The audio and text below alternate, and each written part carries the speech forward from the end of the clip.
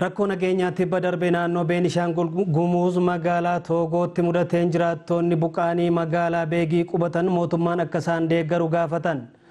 Bulchiinsi aanaa Beegii gama isaaniitiin rakkoon kun humna isaatii ol akka ta'e beekseera. Xibabuu Qaabataa gabaasa dabalataa qaba.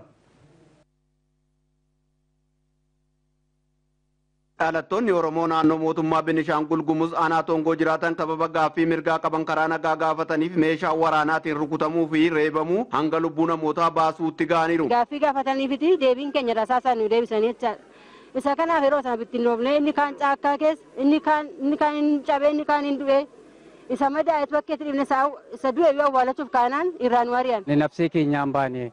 Hoolaa qabnu, reettii qabnu, sangaa qabnu bakkeetti dhibne nafsee keenyaan baane maatiin keenya olii gadi facaate maatiidhaan wal dhabnee jirra. Qabeenyaaf qabna bakkeetti kan nu dhiibnee waan baay'ee jira. Biddeen iyyuu toshinuu irratti dhiibnee dhumne.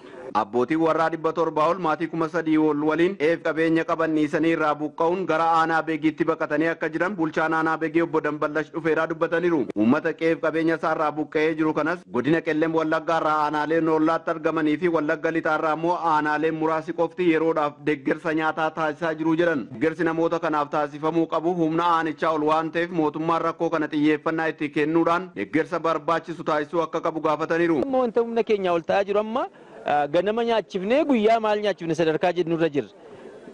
Guyyaa nyaachifnee galgala maal nyaachifne sadarkaa jedhurra yaaddoo akkasii keessa gallee waan jirruuf an deeggarsi godhameera nan jechisiisu jechuudha. Sababa balaa kanaan namoonni qabeenya isaanii irraa buqqa'an yeroo ammaa aanaa Beegii mana barumsaa sadarkaa lammaffaaf qophaa'inaatti argamu. Qabeenya horatanii fi qaban kan akka beelladoota adda addaa midhaan qotanii bakkee qabanii fi mana keessaa qaban bineensotaa fi hattootaan jalaa saamamaa akka jiru ibsaniiru. Waan tokkoon fudhannan laabuna utuun akka nugutti hin barbaachise wajjin tarabbeessaa irratti dhiisee baheen.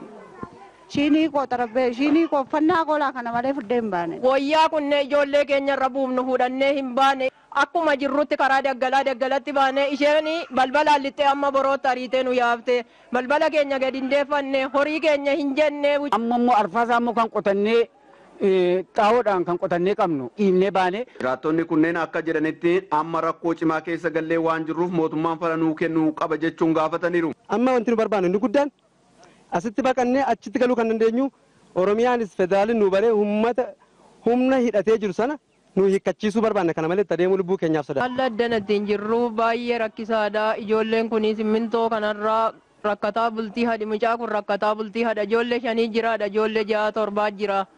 Baay'ee rakkataa jirti garuu immoo ammuma tokko immoo ammanumayyuu mana bokkaa jalatti dheessinu hin arganna hin jenne kun gaafa Toongoodha baane. Hojjettoonni mootummaa waajjiraalee adda addaa irraa hojjetanii fi barsiisonni 200 olis rakkoo uumame kanaan wal qabatee naannicha irraa hojii gadi lakkisanii buqqaatota kana waliin aanaa Beegiirra jiru. Walumaa galatti amma yoonaatti hojjettoonni mootummaa qe'ee isaan irraa buqqaanii addana jiran naannoo 200ti dhiira 154 fi akkasumas immoo harmootiin nama 46.